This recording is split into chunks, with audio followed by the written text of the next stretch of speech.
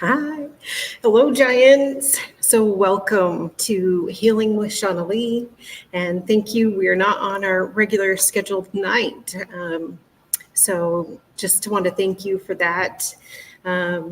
So my name is Shawnalee McDonough. I'm a Reiki Master teacher, intuitive coach, and I have Stephanie with us tonight, who is also a Reiki Master, and I'll let her introduce herself in just a moment. But welcome to Wake Up with Giants TV. This is the book, The Giants and the Smalls. If you have not picked up a copy, pick up your copy today and then join us in the Tribe of Giants on Facebook and learn how to really step into your gianthood. And so, Stephanie, welcome. Thank you for joining me tonight. Thank you for having me. Yes. So Shawnalee and I were just talking before this, a little funny story about my name. So anytime anybody sees my name, they're always like, oh my gosh, how do you say that? So it's pronounced, my last name is pronounced Lealaitafea. My husband is part Samoan. And we're friends for 2 years before we started dating. Then we dated for 2 years and then we got married. And I was telling her it probably took me up until the point that we got married, like a couple days before I actually really knew how to say our last name. And then come to find out 4 years into marriage, I was saying it all wrong. So say it one more time. Don't worry if you can't pronounce it. It's totally fine. I'm like, just Stephanie, but say it one more time. Lealaitafea. Perfect. Beautiful. Thank you. So like Shawnalee said, I am also a Reiki Master and I am stepping into my Reiki teacher role this year. And I host energetic healings besides Reiki. I do a lot of events. I host events. And right now, a lot of my events are based around the heart chakra and opening your heart to receiving love and giving love. I love that. Yeah. We did a few events together last year and one for the heart chakra very specifically. And so beautiful and really just having that intention. Tonight, we're going to learn a little bit about the heart chakra. If you're not familiar with the chakra system, they're your energy centers. This is where you have your life force energy. And if you are blocked, if you have some kinks, whatever you want to call them in the way, then it hinders that life force energy from going.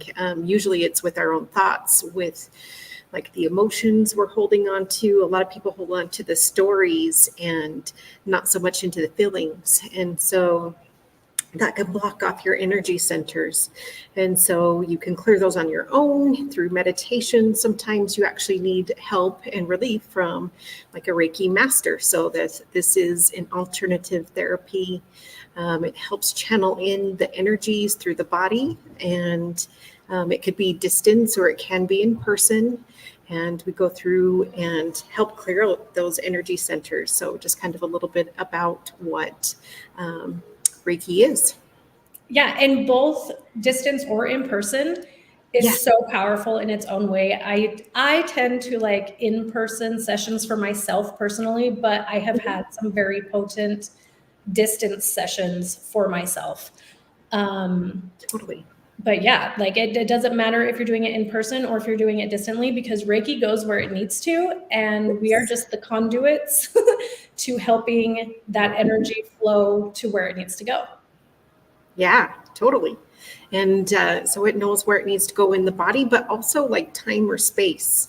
All of that is bypassed with Reiki. So it could have been something that happened in the childhood, and that energy can actually go to that point. And so really opens you up to that connection to yourself. And really what we are here to do as healers is to help you connect with your heart space. And so we're going to talk a little bit about that. Stephanie also does EFT, one-on-one coaching, as well as teaching, as she's mentioned, Reiki courses. Now, this isn't just a weekend Reiki course. She has put together quite a package, and I will let you go into a little bit more about what you do. Yeah. So let's see. In 2017, I went to, well, a little backstory real quick. It was in around like 2016, 2017, I kept hearing the word Reiki come up in my space. And I was just like, what is this? Like, that's a funny word. What is that? What does that mean? And it was more as I was diving deeper into my spiritual reawakening journey and doing more things that were bringing me closer to my divine path and my divine gifts. And I happened to be at a drum circle. I don't know, many of you might know who Katie Jo is, Katie Jo Drum Circle here in Utah. And she was up talking about how she was a Reiki master and she was all this stuff. And I couldn't get past that she just said Reiki master. I was like, there's that funny word again. And I was like, I really need to research this. So I went home and like the next day I was like researching Reiki. I was totally spelling it wrong. And I ended up jumping on Facebook, and a friend of mine and her mom were hosting a Reiki level 1 training. So I was like, what is this? Actually, I don't even know what it is. Just sign me up. I'm down. Let's do it. For some reason, I'm called to this. Mm-hmm. So I signed up for it, and I ended up taking Reiki's level 1, 2, and master from them. And I got really into it and started off right away, but then I kind of slowly like backed off because I was like, well, I really want to like step into my hair career because that's where I had started from. That's my profession. I guess professional background is in hair. And after that, I started like really working on healing my own wounds and healing myself. And your healing journey is a journey. It's a journey for a reason, because it's not a one and done, one session fixes all. Little things come up here and there all the time that you're like, wait, I thought I worked on that, but guess not. Now I gotta fix it again. And, or not fix it, but now I got to work on that and like try to heal that extra layer, because we're like onions and we all have these different layers about us. So then teaching came about, and I put that off and resisted. I was like, I don't want to teach Reiki. I'm going to teach a course. And so I went and I had taught a mindset course in the beginning of 2021. But then it really kept coming to me that I need to teach Reiki. And I didn't want my Reiki class to be a quick weekend class. There's nothing against those. That's what I did. And they were very powerful. I just learn and integrate differently. And I know that a lot of people who are coming to me will learn and integrate sort of the same way. So I created it to be a 12-week class for levels 1 and 2, but you're getting all these extra little juicy goodnesses of like how to use a pendulum, how to program it, how to incorporate crystals with your session or with your Reiki sessions, how to, I don't even know off the top of my head now, but it's like more than just a normal, okay, you're going to read out of this book and you're going to learn everything. You're going to get an attunement and then you're done and you can go. I'm going to teach you more about like how to set up a successful business, to do Reiki on your friends and your family and other people and have like a business out of it. And that was something that I put a lot of time and effort into learning outside of learning Reiki myself. Same. And I thought, why not just bundle this all together and have it be that? So it's kind of actually starting to transpire into all 3 levels of Reiki with a retreat at the end. I'm playing around with it. We'll see where that wants to go. Yeah, totally. I love that. A lot of people need to learn like how to ground, what grounding is, because that's, how we ground into ourselves really allows us to then be safe to open the heart. Like we can't feel that safety unless we, that safety to open the heart, unless we are grounded within ourselves. Can you kind of go into what grounding is, how you ground yourself? I know that we talked about before how you ground, you connect, you protect, you block. Yes.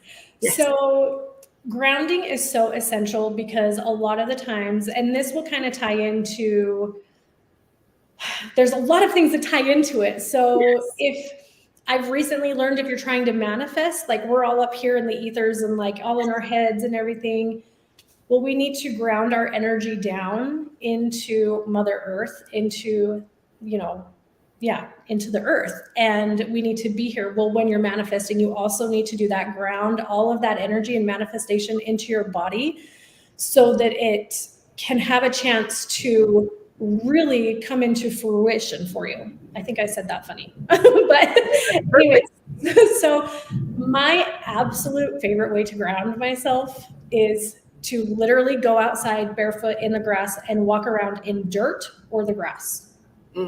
That is my absolute favorite. And as I'm doing it, I'm just thinking about, please, Mother Earth, just take this energy from me that is no longer serving me for my good and my highest purpose, and replenish it and send it back into the light. Obviously in Utah, northern Utah, I can't do that in the wintertime. So I will tend to either sit down in lotus position, so just cross-legged position on my floor, and I set that intention to really clear the energy down. And I literally actually imagine myself sitting on top of the world, like out in outer space, and it's just pulling all that energy down. That's just how I do it. I don't know. It's kind of funny to me, but I'm a little kid at heart. And so I'm like always trying to find things of how to play with the energies and stuff. But I did just learn, it's called Ground, Clear, and Protect. And my most recent coach has taught me this, where you sit down, or you can sit in a chair with your feet on the ground, or you can sit on the ground, and you just I tend to like just sit with my hand in prayer position and close my eyes. And I take in a few deep breaths, and I imagine this bright, you can't see that, this bright golden white light like coming down from the ethers into the crown of my head. And it turns into what I imagine to be honey. And it just like clears out all of the sludge. It's going down my face, my body, like my arms, my torso, my legs into the ground. And I'm imagining it going deep down into the ground. And it is making its way to the center of the earth, and it's around a stone. And typically it's not any stone in particular. It's whatever pops into my head. So if I'm really needing extra grounding, it's usually a black tourmaline. Mm-hmm. And then that energy comes up, back into my feet, up through my body, and shoots out the top of my head. And then it kind of cocoons me into a ball of protection. Yeah. That is like a little bit, you can do that in 10 seconds. If you're a quick visualizer, if you visualize things quickly, you can do that very quickly. Yeah. Sometimes you can imagine it going through and clearing out each chakra, starting with your crown and going down to your root. You can make it as long as you want or as quick as you want. Or if you're in like a really big hurry, I usually just call on Archangel Michael and just ask him to please use his shield of protection to put a big protective barrier around me while I go throughout my day. My kids and I always ask when we're in the car that this happens, like our angels come and surround our vehicle while we're driving, especially on the freeway, that please don't let any harm come to us or those around us. Everybody gets to where they're going on time and, with no harm whatsoever. Thank you, thank you, thank you. We love you. And the stuff works. It really does. It does. Like it just does. Yeah. Yeah. So that's kind of a couple different things of how I ground myself. Yeah. I love that. I do a very, very similar thing too.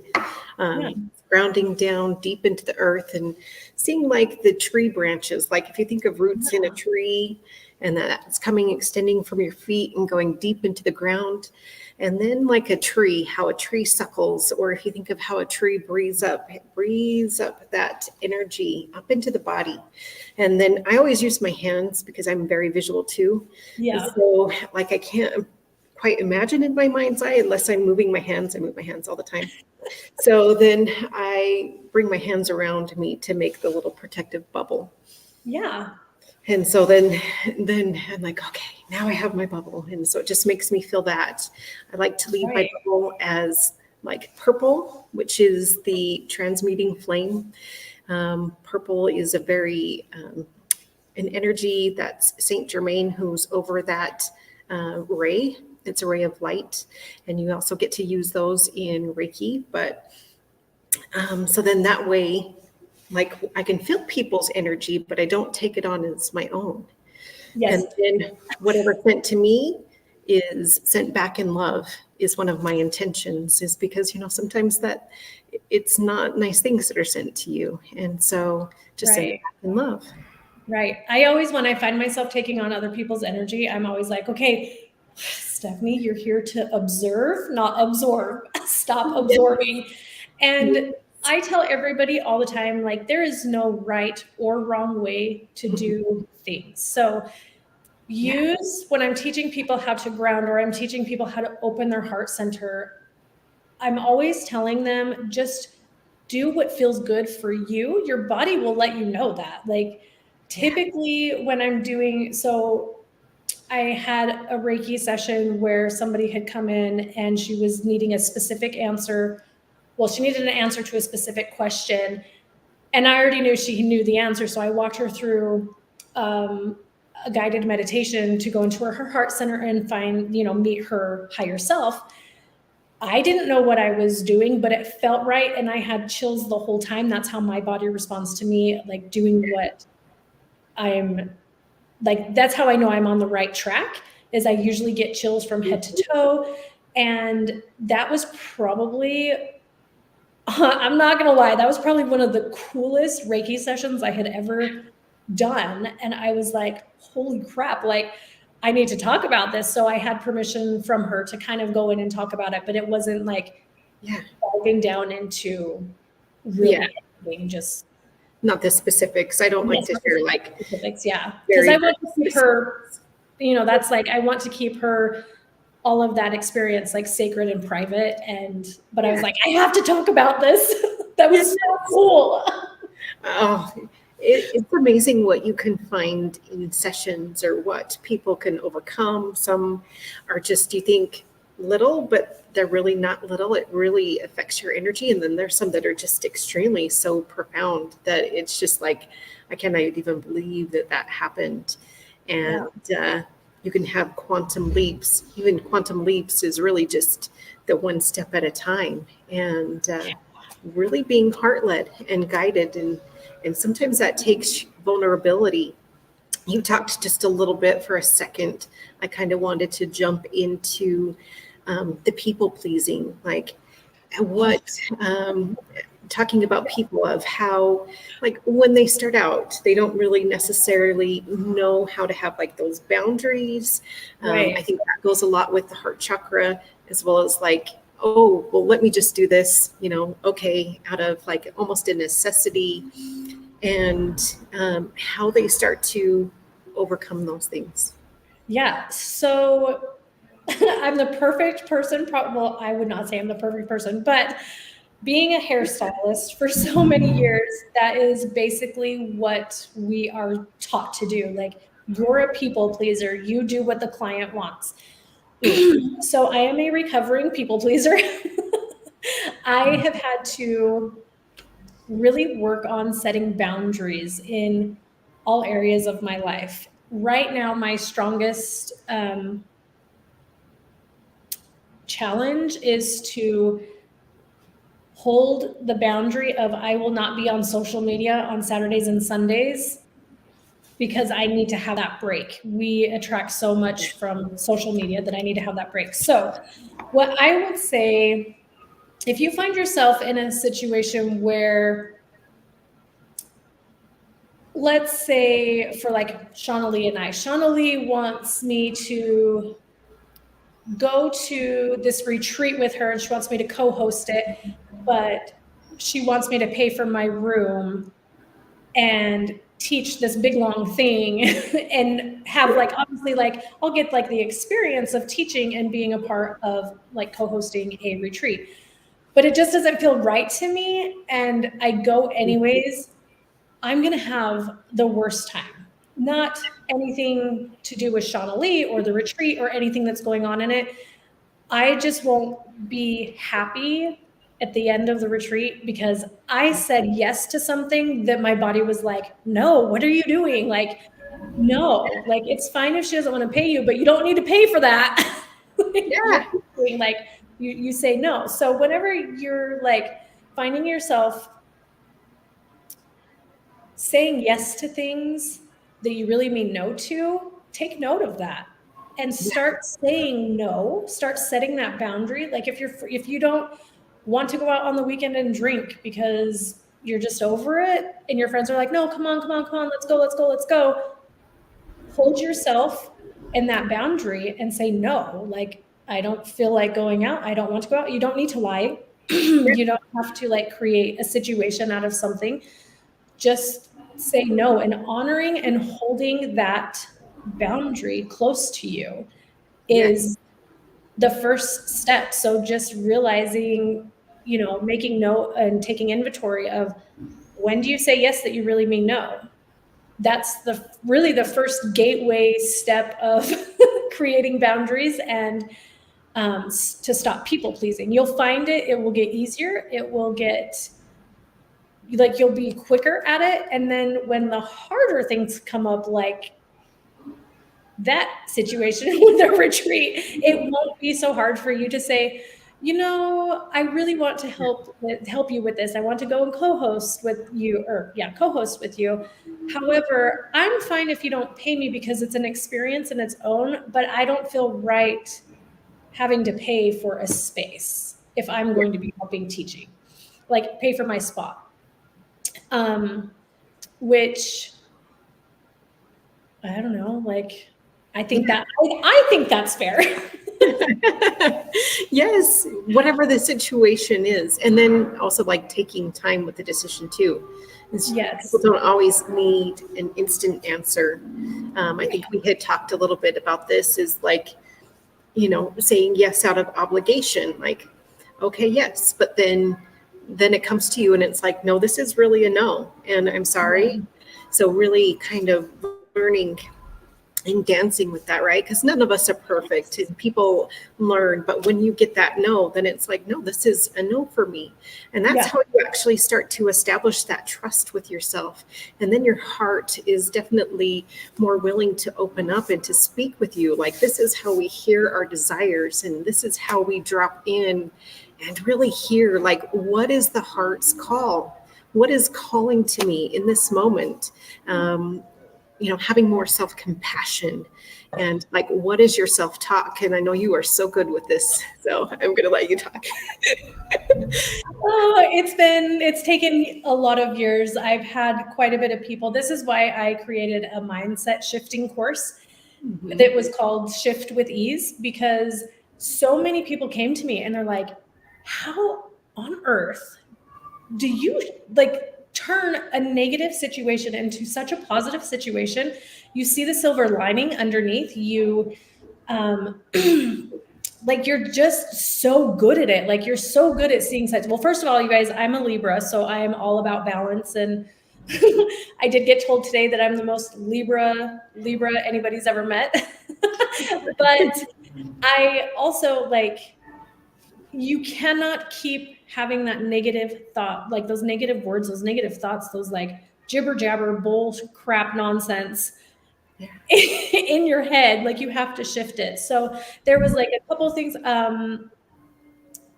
The book, The 4 Agreements, was a huge part in my transformation process. It was not the first book that I read, personal development book that I read. It was the second one, but it was the first one that changed my life.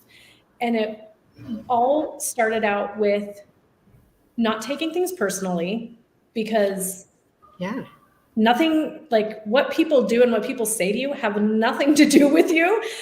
So like just really diving into that and honoring that and honing in on that and really changing your mindset around that is going to be life-changing. And then keeping my word is one thing. Okay, my dad has been like a huge influence in my life with the whole, if you're going to be at somewhere, you say you work, like you're supposed to work at 9:00. If you're not there 15 minutes early, you're late. I'm like, okay. He's like, 15 minutes early is on time. So that's how I've kind of like ran my life, and just really holding, like respecting that. I don't even know what you would call that. Like just respecting that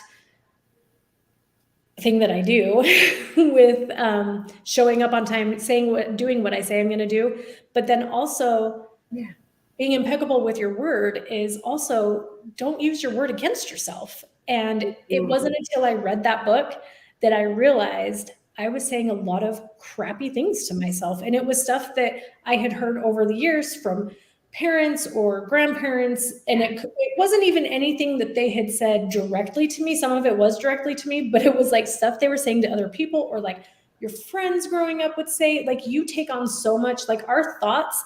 I'm pretty sure he says this in the book too.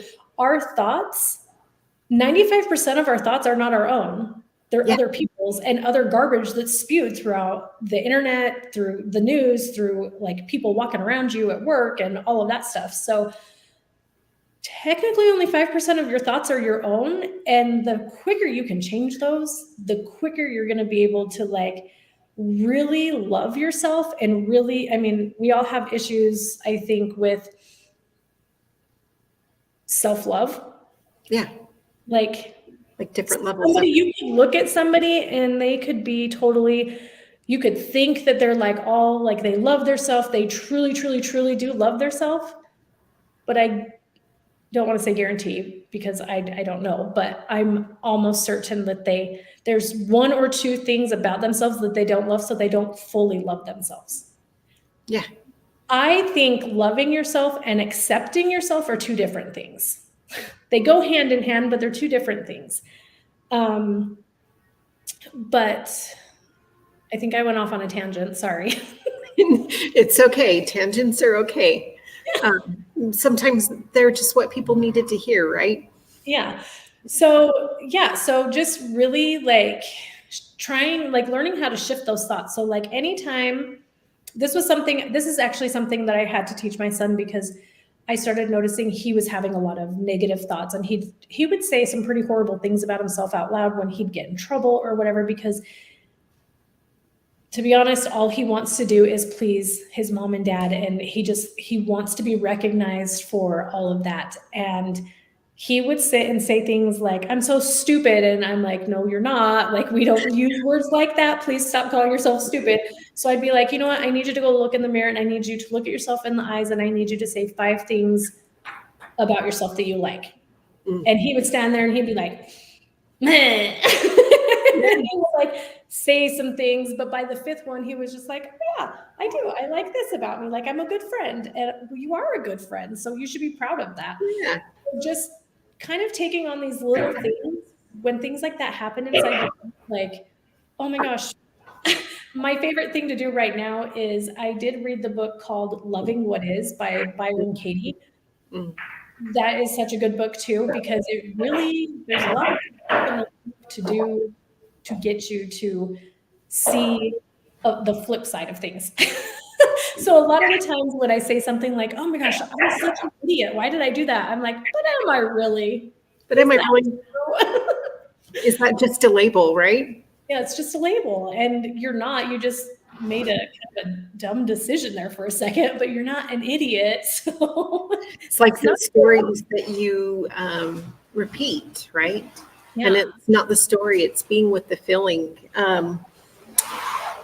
It's kind of, the way of the heart is accepting like the humility, like, okay, this is what came into my field. This is what was created. And then having that love, like self-love, I think is unconditional. Like each part of my healing journey, it was like, oh, this is what self-love is.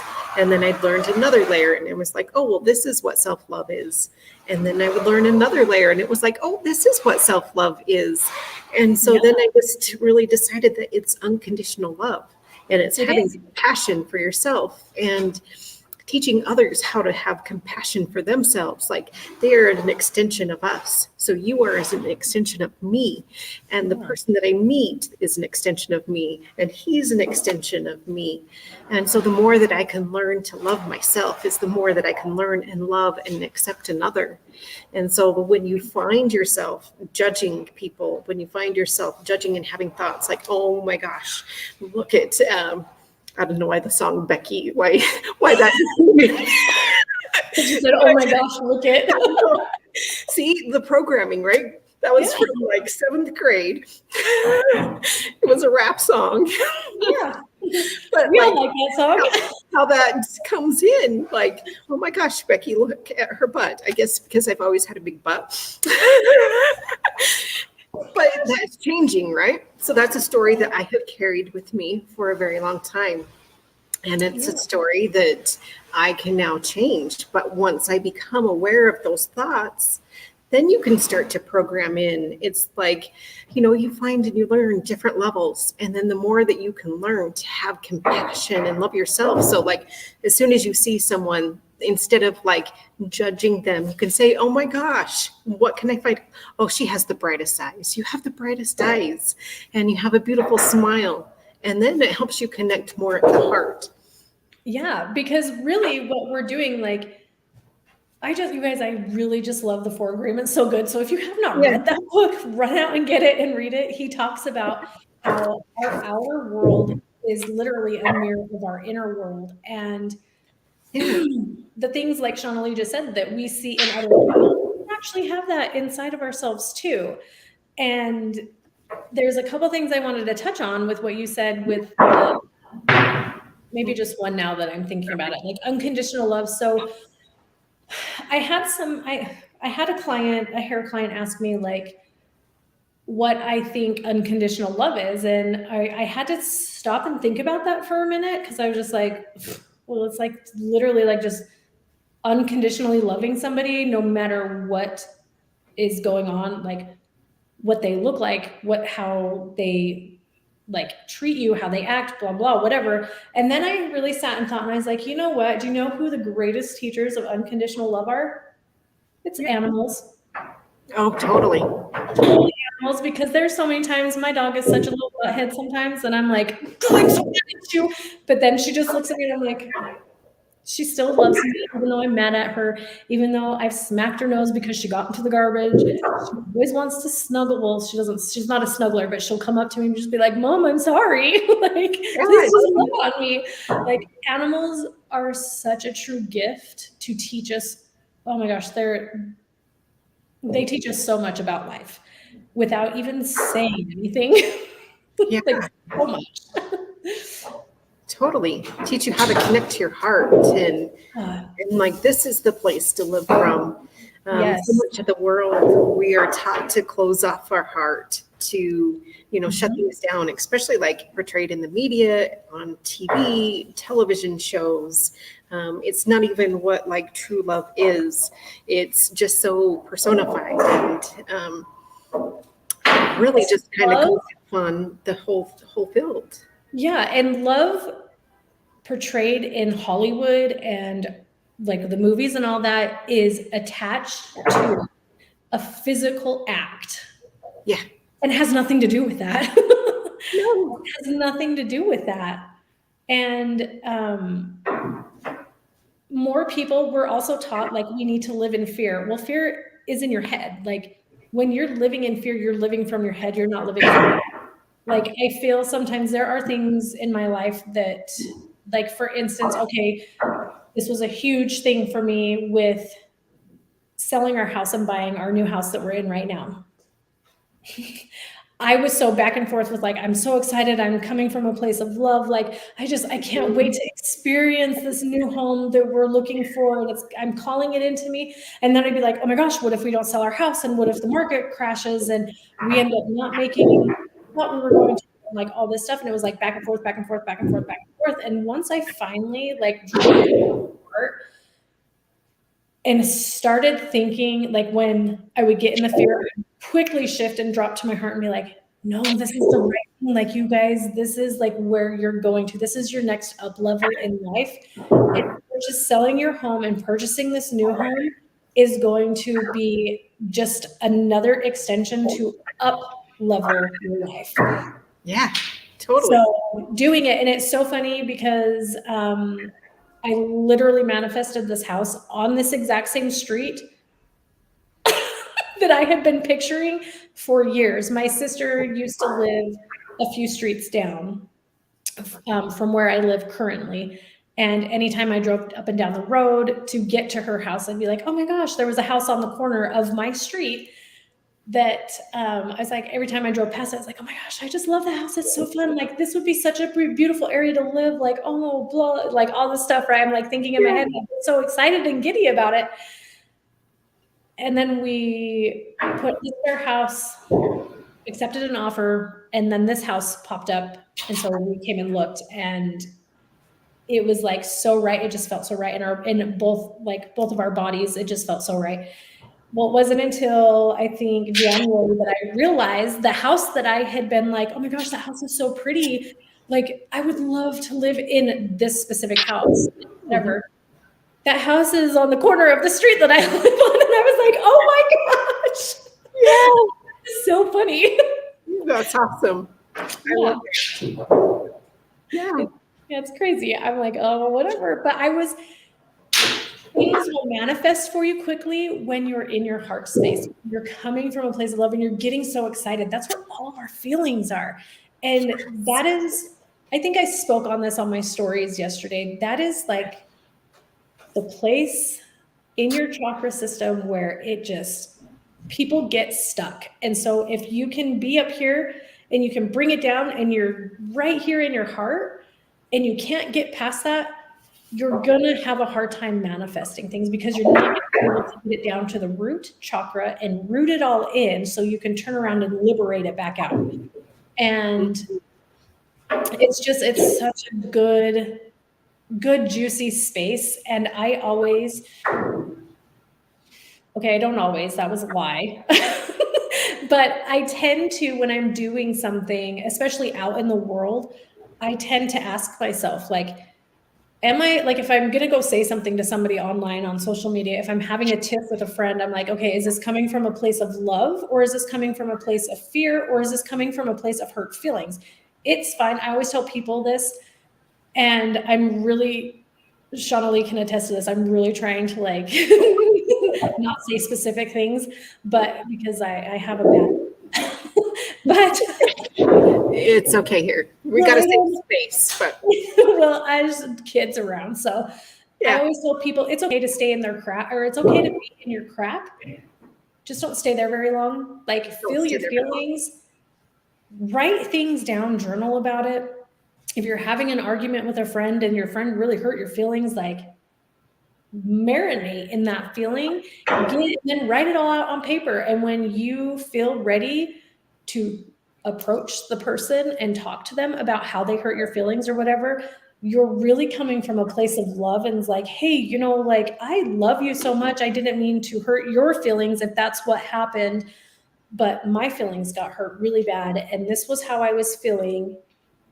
And then you can open up a conversation, like the key in everything in life. Like, you need to communicate you need to communicate about it. So it's just like I said earlier, like, everything kind of like intertwines all over the place when you start. I'm like, you're going here and I was like, oh, thinking over here. And then, it really does. It really intertwines.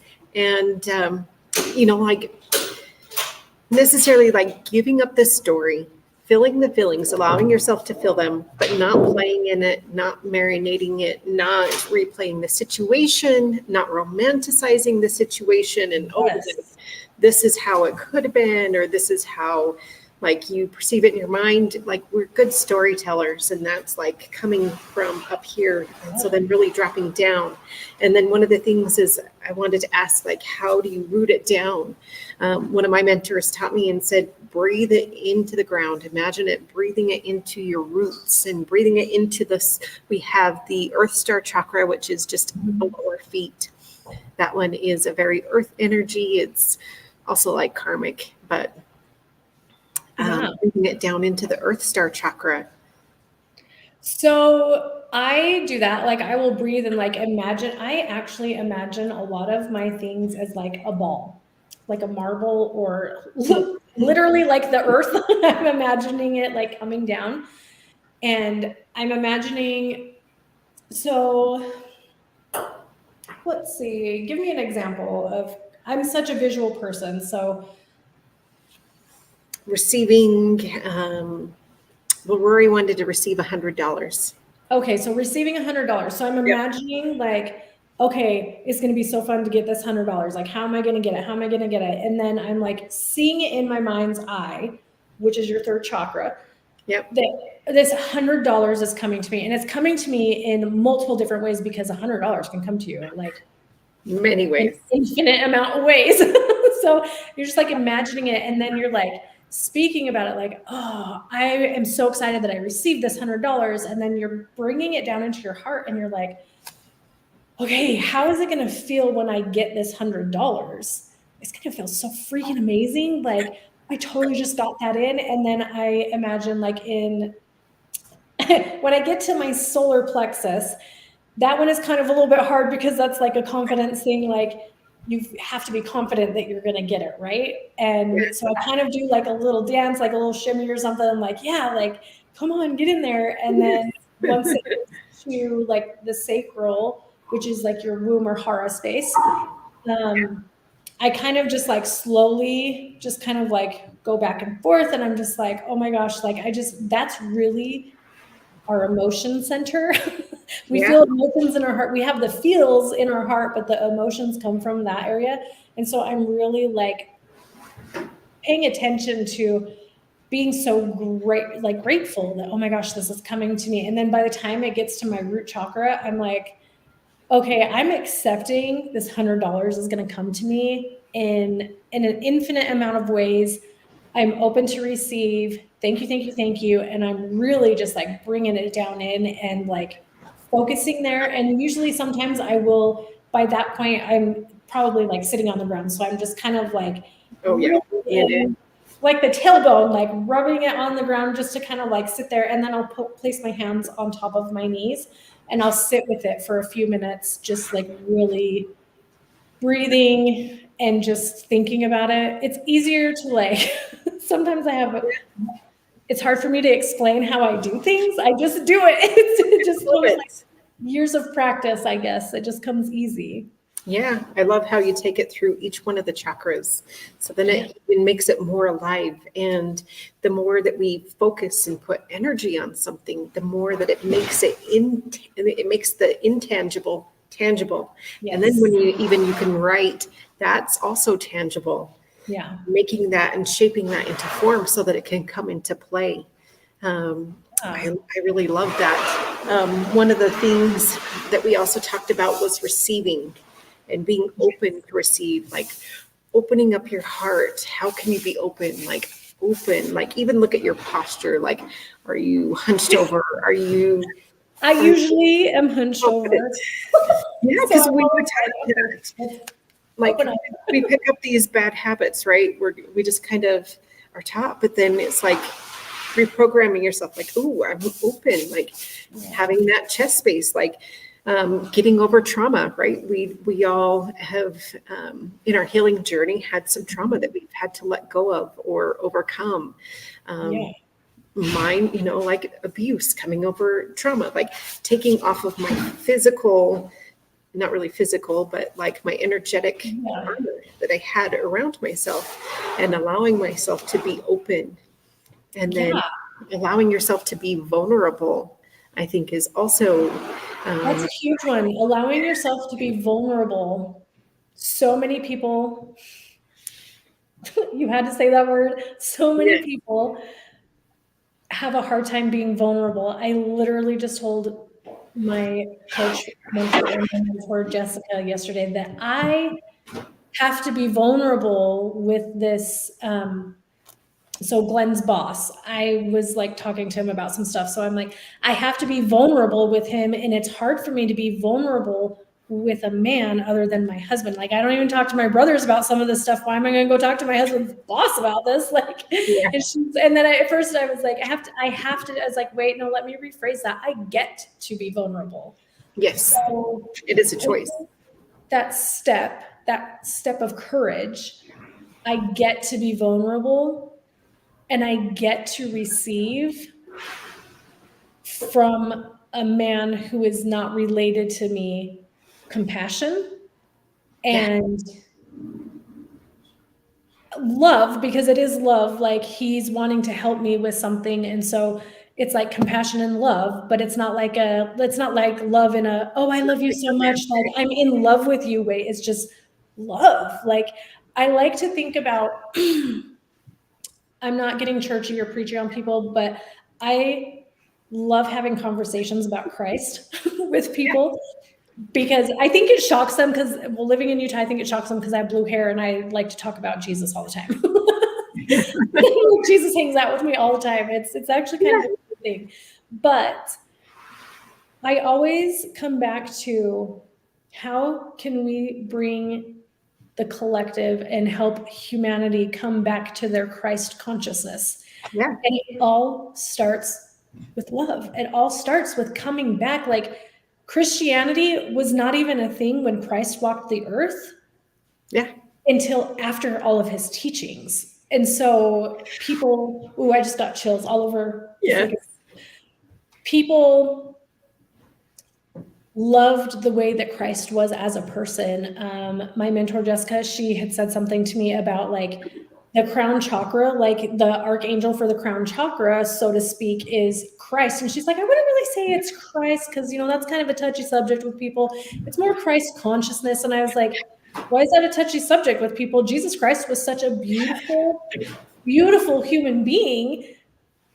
And he lived a life that most of us strive for, but because we have the media and we have social media and we have our friends over here and our family over here and all of these outside sources coming in. The dogma and and like we're trying so hard to live in a way that shows us to be perfect. Yeah. Perfect is a stupid thing. It's not even a realistic thing. Perfect is not realistic, because what my perfect ideal like let's say spouse. So my perfect ideal spouse is not Shawnalee's perfect ideal spouse. Like perfect is different for everybody. So it's not even a real thing. And it's not a real thing. We're human. Yeah. The more we can like really hone in on our heart center and ask, believing in whoever you believe in, Buddha, Gandhi, whoever, whatever, there's something about that person and the way that they were as a person. And shoot, it could even be like your grandma or your grandpa, like, oh my gosh, Glenn's grandma. Grandmas are so special. They are like literally the epitome of loving unconditionally and really showing and teaching how to love unconditionally. And I always think of that, like, I think of Jesus and I think of like the grandmother energy, like being in, like, and embodying that, like being in that. How can I show love and compassion more? And being open to receiving, back on that subject. I think really like the first thing that really helped me was, instead of when somebody's like, oh my gosh, Shawnalee, you have the most beautiful smile I've ever seen. Instead of being like, oh, thanks. You'd be like, thank you. Like I received that. Yeah. And starting these little, like, you don't have to take, like Shawnalee said, like these massive leaps. They're just little micro shifts. Like our friend Jody likes to say, they're just like little micro shifts. That's how you get to be like, do these quantum leaps, is you're just micro shifting things. And starting out with that, when a stranger gives you a compliment, smile at them and be like, oh my gosh, thank you so much. Don't feel obligated to reciprocate though, because I feel a lot of us have a hard time when this was something that I went through. So when somebody would compliment me like, oh my gosh, I always get the, oh my gosh, I love your hair, it's so beautiful. I'm always like, thanks. And I would find something to compliment them on, which is a good thing to do. Like it boosts people's confidence. But I had to really learn, okay, am I just quickly trying to find something to compliment them onto? Or am I really bringing that in and like receiving it and being like, oh my gosh, yeah, thank you so much. Like, thanks. I received that.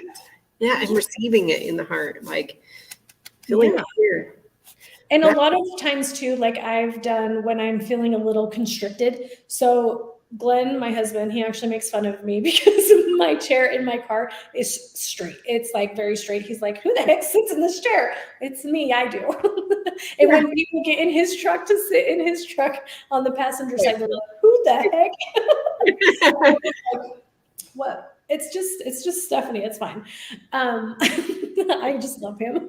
But they're like, my kids and Glenn, they're always making fun of me for sitting up straight. But a lot of times when I'm sitting here on like doing nails, like I'm hunched over. And when I'm doing hair, I'm hunched over. So when I want to be driving or sitting in my car, I like to be sitting up straight. Mm-hmm. And a lot of times when I do, so back to when I feel constricted, I'll sit and I'll like kind of push my chest out and I'll put my hands open on my lap. And I take like 2 or 3 really deep breaths into my belly. And then I let it out. You can do it like audibly. You can just, breathe in through your nose. And then you can breathe out through your mouth audibly. So what I do is I'll usually do that audibly like 2 or 3 times. And then I'll start just breathing in and out through my nose. But I'm imagining my breath coming into my heart center and going out. Mm-hmm. And breathing in and then breathing out. And by like after probably doing that 10 times, then I'm breathing in love and I'm breathing out unconditional love. Totally. Back and forth for like 10 more breaths. And then I'll like kind of I'll sit with it. And I think that's like a really good visualization to kind of help like break through. Yes. But yeah, because the heart center, it's such a beautiful, beautiful space to live in. And it's a beautiful space to be living from. And more people need to be doing that. I feel like as a collective in 2019, we were on that path. And then the whole world went crazy in 2020. And now we're back to, I feel like we've taken like, okay, I feel like on the outside looking in, we've all taken a huge giant leap back, but we're quickly getting back to being that love, being a lot of people in the spiritual world talk about becoming one and becoming like this unified, like one. That's great. That's like, I love that we're all like one human race. But I think a lot of them get it twisted. And this is just me observing, being an observant person. I think a lot of them get it twisted and they think that, oh, well, we're all one. So we all need to do, act, think, blah, blah, blah, blah, blah, the same. Well, that's not true because you are unique in your own way. I'm unique in my own way. And yes, we are one human race. We are here to have this humanly experience. But I don't need to be like Shawnalee. I don't need to be like my husband. I don't need to be like Joe down the street. I don't need to be like the man in the church in order to feel like I am part of one collective. Yeah, totally. Yeah. Yeah.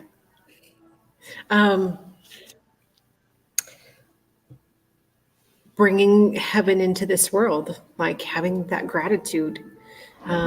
Really like taking a moment, sitting in this chair. Well, you could just be sitting in this chair, right? Mm-hmm. You're just sitting here. How would you normally sit in a chair? Exactly how I am. Just kidding. But then taking a moment and pausing for a minute and deciding, how am I going to sit in this chair? How am I going to connect with this environment? Like we get a choice, right? And a lot of things that we do in this world are things that like we don't even realize. We have been programmed. We've always done it this way, but taking those moments and like bringing it right back to this very moment, not what happened 10 minutes ago, not what happened, downstairs, not what happened in the past, but being like right here and being very present. And then just reminding yourself like, okay, what do I need to let go of? I have a few questions that you can kind of go through. Like, connecting with yourself. Like, am I honest with myself? Am I compassionate? How wide can my compassion for life spread? Like, Yeah. how wide? Like, how can I spread my compassion? What actions am I actually taking in this world? What am I defending? What am I afraid of? Kind of letting that persona go. And when we kind of get outside of ourselves, then we can actually help. Then we can actually become, as Brian Scott calls it, secret agents of unconditional love. Like, we're here to help the collective. We're here to help other people. Like when you talked about how you were driving down the road and sending love, like you're actually sending that love out to people and they can feel it, even though like you may be in your car, our aura extends way beyond that. And so we connect with all of life and you're sending that love out into the world. Like I send Reiki to people as I'm driving down the road too, or, just sending my love and, connecting with the earth, sending the earth love, like being so grateful. Like when I was in Arizona, I drove into South Mountain and I just got such a pouring of love. Like I knew it was sacred land. I could just feel it that moment that I came in, and I had to be open to be able to feel that. Yeah. And allow myself to connect. And the more that we can allow ourselves to be open and allow ourselves to connect with people, I think that transforms the world. And there are so many people that are hurting for it. Like, can you just go to the gas station and can you spread your love? Like, can you compliment? Like, give yourself a little challenge. Okay, you know what? I need to compliment 10 people today, but they should be genuine. And then kind of look. Yeah. Be genuine, because people can feel that. Totally. Like, they know when it's genuine and they know when it's not. And sometimes we get in our own heads and mind and like, oh gosh, I'm nervous. And but Yeah. There is like another thing on that I've done here and there, and I've gotten out of the habit of doing it. But if you're in a space, okay, so like if you're a mom and you have a spouse, like you're married and you have kids and your kids are constantly fighting, I have done this in the past where like if Glenn is arguing with one of the kids because the kids, like your kids aren't listening, and so you get heated and you're just like reacting instead of responding, right? Yeah. I will just walk into a room and I will just stand there and I just like send Care Bear love beam like, into the room straight from my heart, like unconditional love. Within seconds, the room kind of like the arguments start to come down, and like within a minute to maybe 2 minutes, it's like whatever child, my daughter or son, they're like, okay, yeah, you're right. Like, okay. And Glenn's like, okay, well, I'm sorry that this is going on, that I yelled at you or whatever, but can you please listen next time? And it's like seriously, like, it's so crazy to see how instant things come when you're just literally like, again, I'm a visual person. I visualize that like Care Bear love stream coming straight at you. I've always wanted to be a Care Bear like that. That was my favorite thing to play as a child. That was the favorite thing that I loved to do, and go up into the clouds and be a Care Bear. And is there a difference between unconditional love and love? Well, I think so, yeah. Because, I mean, so I'm using my own personal experiences and my husband. Like when I met my husband, this is probably the wrong thing to even like talk about, because when I met my husband, it was like an instant, like, holy freaking crap, I know you from somewhere, but I don't know you, and what the hell's happening right now? But like, I think, okay, let's use friends, for example. So when you meet a friend and you're like with your friend, or whatever, use whoever you want, insert name, person, whatever here. You start to like them, and then you start to like get to know them, and you start to love them. But then it goes deeper. Unconditional love, I feel like, is the deepest part of love, like the deepest part of love that you can get. And that is loving somebody fully, accepting them for who they are, accepting them for their flaws, accepting them for everything that's, that's right about them, accepting everything that's wrong about them. It's accepting them and loving them in spite of all of these things. So that is how I perceive the difference between just loving somebody and unconditionally loving somebody, because there are times in our lives, I mean, personally, like mine and my husband's, that our marriage was rocky and it was getting to a point of like, okay, we need to fix this or we need to like move on. And it literally broke my heart into 1,000 or more pieces, thinking of even going the route of being done. And it's because I loved him unconditionally and I just wanted the best for him. And I wanted him to see that he could achieve the best for him. And we needed to change some lifestyles around, and we did. And because of that, we're stronger than ever. We're going on 16 years. Our anniversary is this month. 16 years of marriage. Happy anniversary. Yeah, totally. It helps you connect at a deeper level, helps you to open that heart, right? There's a lot of times that you can close that off, and especially in a relationship, and put up those walls. We've talked about, I think, me on my page, you on your page, when we did the event together, about putting up heart walls. And so instead of putting up heart walls and trying to just protect yourself, like allow those walls to come down and just take a moment and sit back.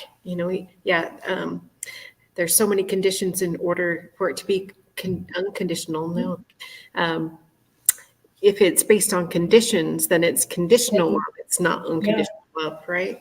Yeah. So allowing yourself to just love somebody, right? Yeah. I mean, how would you feel if somebody was like, I want to love you, but you need to be this, that, or the other for me to love you? Like, that doesn't feel good. That feels so icky. And I'm just like, what? Get away from me. With my ex, that's why I'm divorced, right? Yeah. Is, offering myself that unconditional love and being able to establish those boundaries of this is what I will put up with and this is what I will not. And learning to love yourself in each moment and learning to love people where they're at. Instead of trying to make them what you want to make them, right? That's conditions. That's kind of what Hugh's going off of. I don't believe love is a definition, but rather an experience. It is, totally.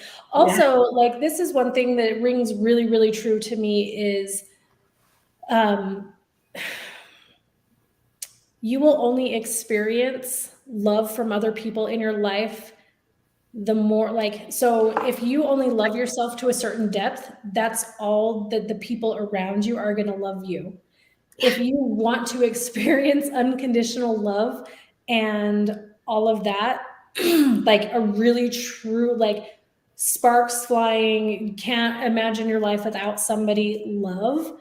What is it? Like an epic love of your life. I feel like that's what my husband and I have, is really like dropping into yourself and like loving yourself unconditionally, flaw in, flaw out, like everything you love about yourself and everything you don't love about yourself, love on that and start healing those parts of you that, you don't love. I know, like, body image is such a big thing, and so many people have issues with that. I have issues with body image. Like, it's taken me 43 years. Yeah.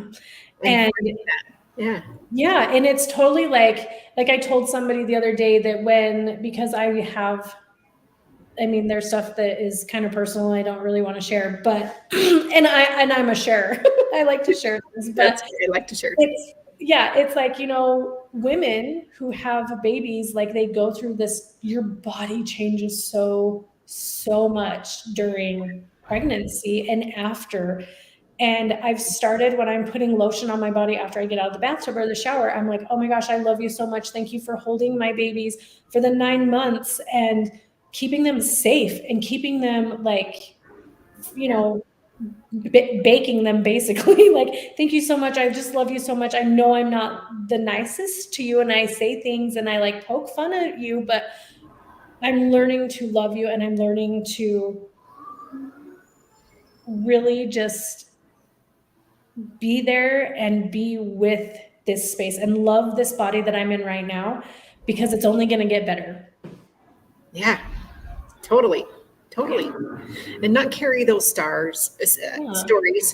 I don't know why I said stars, but not carry those stories with us that we've carried throughout our entire life. That has been my path and that has been my healing journey. Like it happened when I was so young, like even before I was able to really connect with people. It was something that was always people defined me. So therefore I defined myself. And so then what did I get in return? Right. Yeah. And so that's what manifested my entire life. And then really just taking that and saying, you know what, I love me where I'm at. And you know what, maybe I won't get to this point. I have high goals and I have high hopes for myself. But instead of trying to force it, because force doesn't work, what you resist persists. And if you don't love yourself now, how are you going to love yourself when you get to that goal that you have for yourself? You're not.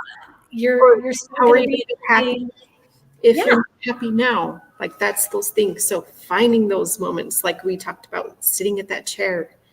How are you going to sit at the chair? How are you going to connect with this moment? Bringing it back right here, like right now, not in the future, not in the past, being right here. And really just like connecting with your heart. And you know what? Get rid of the stories. Like there are so many things that are put upon us, or so many things that are programmed against us to keep us distracted and to keep us from the real purpose of what we're here. Like this is why we are here. Yeah. This is what we're here to give of people. And bodies come in many different shapes and forms. And you know what? Loving yourself is also giving yourself the hard, right? Giving yourself doing some things that are uncomfortable, that you do not like, getting out of that comfort zone, allowing yourself to be vulnerable. The bravest things we do each morning is open our eyes. So to touch on what you just said about, so I started laughing because it always reminds me of this book that I wish I did not give away. Touching on every body comes in different shapes and sizes. So I don't even know where I got these books from, but they were troll books. Like I'm talking 1980s, 1990s trolls. Like that's what these look like. Oh man, I love trolls so much. So when my daughter was little, I would read her these books, and this one I just absolutely love. And I don't even know what I was thinking. I obviously wasn't like in a space of wanting to really take this, and I should try to find it, but I honestly don't even know what it was called or what the author's name was or anything, but I could try and find it. But it talked about all these trolls in this village were the same color, the same shape, the same height, had the same hair color, that nobody knew who they were talking to. And these friends were playing, and one of the friends had told one of the other friends a secret and was like, oh my gosh, please don't say anything because I don't want this to get out or whatever. Like I'm feeling kind of embarrassed about it. Well, that friend that heard the secret went and thought they were telling somebody else, but they told the person who told the secret, and that troll's feelings got hurt. And she's like, I told you not to say anything. And they're like, well, I didn't know who you were, because they all looked the same. How boring would our world be if we all walked around looking the exact same, talking the exact same way? Like, oh my gosh. I was just like, that was such a powerful book also, because it's this silly little kid's book, but it's not a silly little kid's book. It taught me so much about harnessing in your own unique abilities and your own unique qualities and loving yourself because of that uniqueness. I don't want to be like the celebrities are overrated to me. So I don't want to be like a celebrity on a stage. I don't, Yeah. I enjoy celebrities for their entertainment purposes, but I don't like worship them like I used to, because Right. I'm just like, they're just like normal people. Like, who cares? Whatever. Whatever. And Yeah. yeah. Do I wish harm upon people? No, I don't. I wish the utmost like success and love and happiness and all that sparkly love and light stuff to everyone.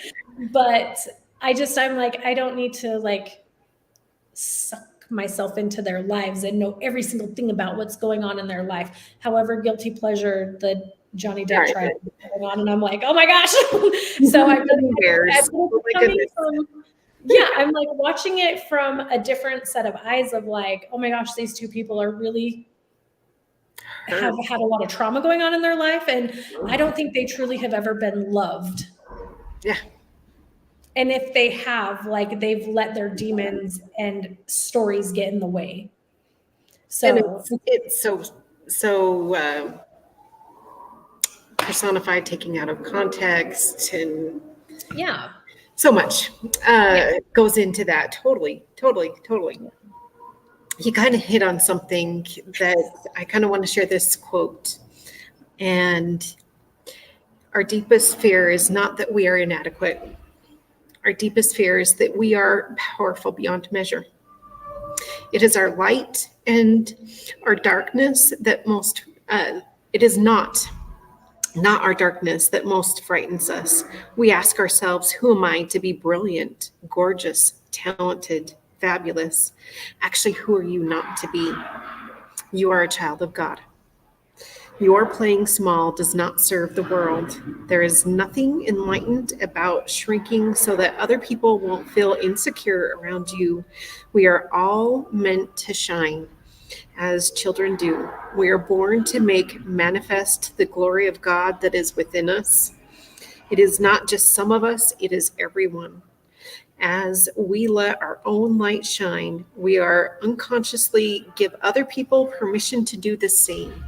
As we are liberated from our own fear, our presence automatically liberates others. Marianne Williamson, A Return to Love.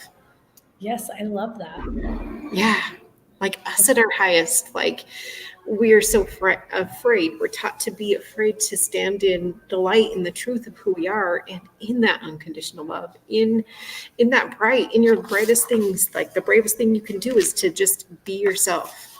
Yeah. I mean, that goes back to also like people aren't afraid of failure. They're afraid of succeeding. They're afraid of what other people will think about them if they succeed. Not if they fail, it's if they succeed. Yeah. And what other people think about it. So then learning to like validate yourself. Mm-hmm. Let those feelings go. That's really like not even thinking about you anyways. They're like worried about their own lives. And then it's like that story that you play into yourself. And you know what? You standing in your power, you're giving somebody else that permission to do so as well. Yeah. And so allow yourself, let yourself go past that point. Let yourself succeed. Let yourself and push yourself and drive yourself to be better and to, just, I don't know, one step at a time. Yeah, one step at a time. And that's all that we can do. We can just take these little tiny nuggets that we're learning every single day and having them go into our lives, like being able to act on those and create action steps and doing these little tiny things every single day. It's progress. We're striving for progress, not perfection.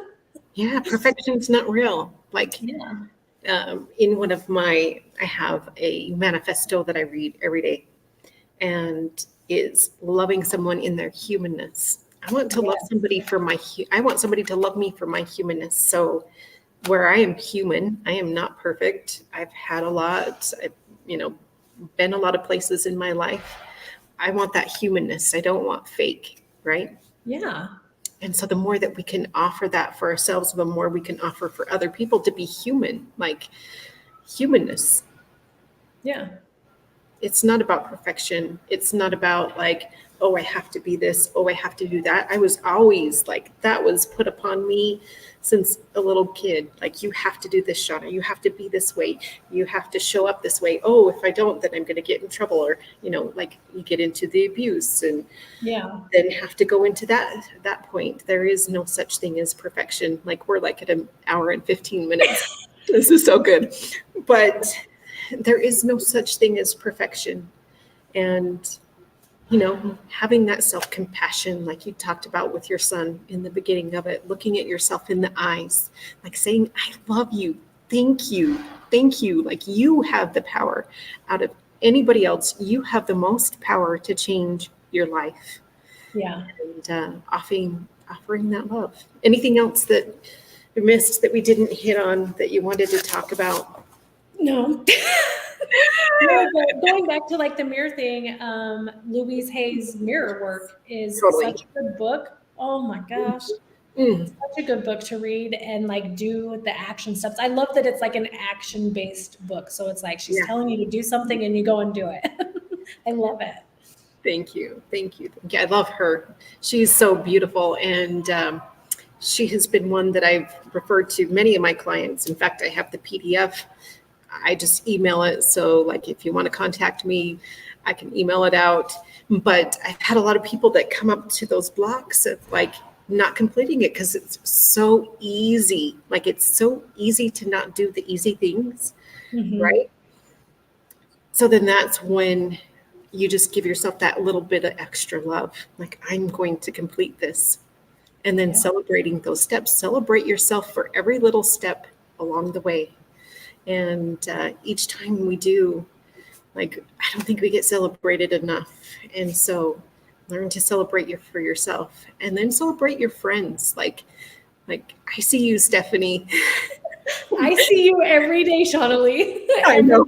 I'm so excited. Everything you do, I'm like, oh, yay. And like, all my other friends and stuff, that was a thing that got talked about today in my astrology reading. She's like, be your own cheerleader. Like, you're everybody else's cheerleader. Be your own cheerleader. Like, nobody's going to cheer for you louder than you cheer for yourself. So, and it's okay. Don't think that you look stupid. Nobody cares. Nobody cares. Nobody's even thinking that. And if they do, who cares? That's none of your business anyways, what they think about you. It's just a projection of their own selves, right? It is. Oh my gosh, run out and get the 4 agreements, you guys, if you don't have it. I know one of my very first mentors, Mr. DJ Humphreys, is like, Shawnalee, you need to read the 4 agreements. And I love that book. And like, even telling people the truth, right? Sometimes they need to hear that hard truth, because who else is going to tell them that? And sometimes telling people that hard truth is loving. That's the most love that you can offer somebody, is speaking the truth to them. Yeah. I was at a conference in September, and they had, I think it was Bob Heigl on stage, and he was talking about love. And we all love our teams. We all love our, our family, blah, blah, blah, and all this stuff. And sometimes we're always talking and saying, okay, well, here's some tough love. And love is not tough. Love is just love. It's not tough love. Like, you're being very, like, it may be a hard truth for them to hear, but as long as you're coming from that place of love, it's coming across, it's going to be received very well. Coming from a place of love versus, like, I think of like, disciplining children. Like, if you're coming from a place of love, like, hey, I don't want you to do that because you're going to, this and this and this is going to happen. And like, explain things versus, oh my gosh, don't do that. And like, you're so harsh and hostile. It's like, oh, okay. So that kind of stuck with me. It was like, the tough love is still love. So is. Yeah. It's love is just love. It is. It's totally love. Sorry, I had a little kid that was like, Mom. But yes, you offered me love. We were going to do this last week, and I had some things come up with my daughter. I didn't know,